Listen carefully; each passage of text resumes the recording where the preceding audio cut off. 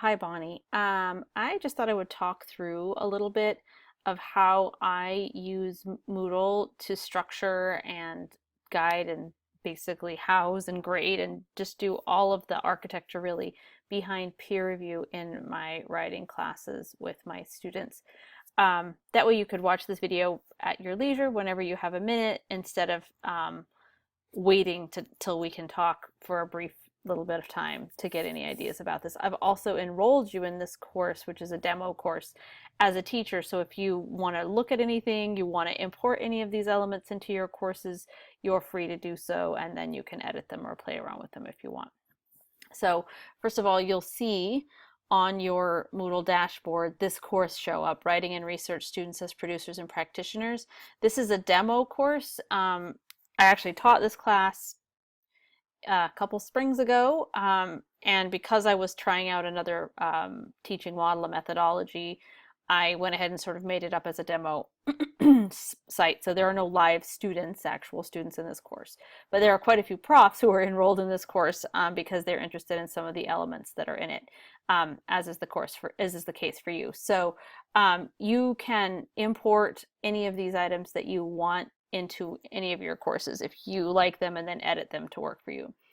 The places to look if you wanted to explore elements of this peer review in this demo course would be this book, Moodle book, Writer's Workshop. That's what I call it. It's basically a peer review workshop model for helping students work through drafts and get to a final draft.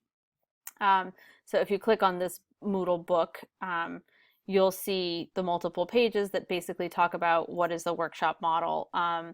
Embedded in this book are some Google Docs that have guidelines basically for the different parts of the peer review or workshop process. Some basic guidelines for giving feedback in general, because often students don't really have any idea how to give each other feedback, and this gives them some guidance. And then this is like specific instructions. Now, these are instructions specific to the way I do the peer review, but you can see how it structures the work that they need to do in the forum.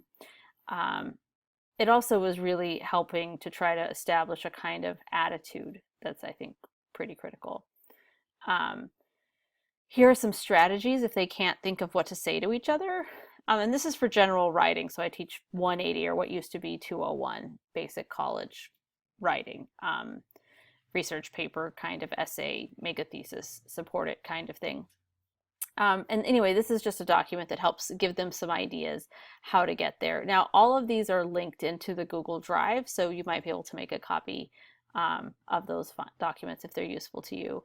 And lastly, I always include the element of a revision plan. So the writer has to also, after they have gotten feedback from each other and given feedback to each other, they have to reflect on what do they think now about their draft after having gone through that process. And this is actually the last step in this process of a peer review for a particular piece of writing. So those are the parts of this Moodle book, and those are all embedded Google Docs that you can, if you can't get at them, let me know, and I'm very happy to give you access to them if you think they're at all useful to you. Or you could use this Moodle book itself into your courses if you think it's useful. So that is a really important sort of instructional resource for students for the basics of Writer's Workshop and peer review. And then as the course is rolling, I use just the Moodle forum, discussion forums, as the vehicle or the architecture to structure this. So the first essay they write is a rhetorical analysis. And in this particular essay, they have two partners. So it's a 3-person team. And that's just because it's a short essay. If it were a very long essay, I would only put them in partners because I want them to look closely. And if it's very long, it's hard for them to look really closely and give each other good feedback.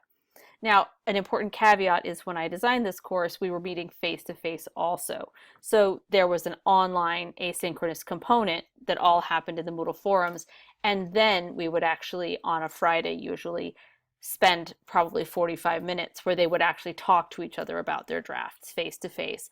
Now, that could be substituted with a Zoom session where they're in breakout rooms, or if you wanted the whole thing to be asynchronous, it could be. You would just ask for much longer feedback comments in the forums than what I'm asking for, which is just a preliminary comment. But so that being said, when you see the instructions, you'll understand that this was intended to prepare them for a live, in-person, face-to-face peer review. So here's the actual forum with the instructions here. The writer has 2 jobs, and as a team member or a peer reviewer, you can call the role whatever you want, they have 1 job.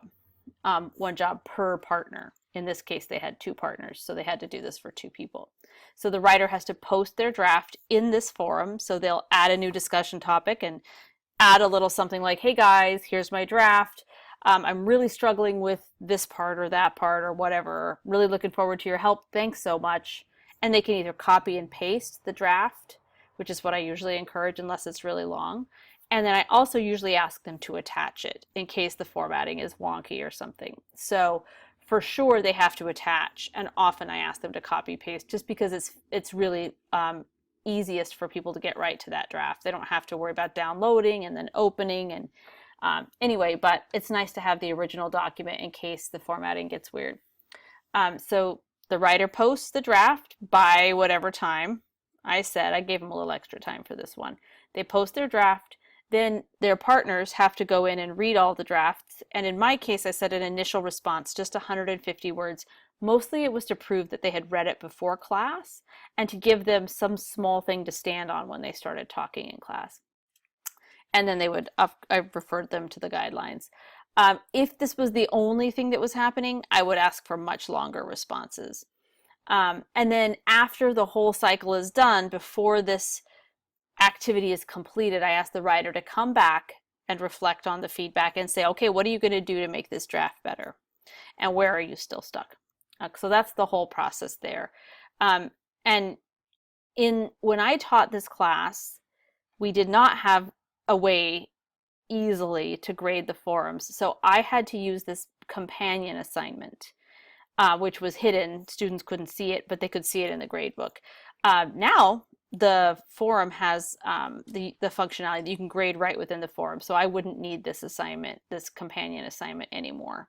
I would just assign points to this workshop form, and I would probably make a quick rubric for it. So it would be very easy to grade later. People are asking me, oh, but I don't want to have to look at it. I just want to know if they did it or not. Honestly, now with the new version of the grading feature in the forums, it's just as fast to skim really quickly everything that a student did in a forum and just count, yep, and then give them points and click to the next. It's faster than it takes to look on 2 different screens at the logs and some other things like that. So I recommend just giving them some points for whatever you think, and then it'll be pretty easy to grade later, I promise. So if you scroll through this course, you'll see, I don't know where they all are, but there are other ones. It's called a workshop forum. So this is a literature review that they had to do. I do try to include the due date in the title, so right on the front page of the course, they know when that thing is due. I try not to put actual dates because the next time I use this course, I'm going to have to change all of those. And usually the day of the week is still going to be consistent, even if the calendar dates shift a little bit. But that's not critical. At any rate, it's very helpful, though, for students to see what the due date is for an item without having to open it. They can just scroll and look. So if you'd like, you can go ahead and skim through this simple sample course as you want between now and we talk if you have a minute. If you don't, not a problem. We could talk about this in our meeting tomorrow. But you do have this as a resource. You'll have this video that got kind of long. I apologize, but you can fast forward because it's a YouTube video. And we can talk tomorrow at length about your questions, and maybe that'll just be a little more efficient for your use of time, as I imagine your time is going to be pretty tight. So I'm going to send you my best, and I look forward to talking with you tomorrow if that still works out.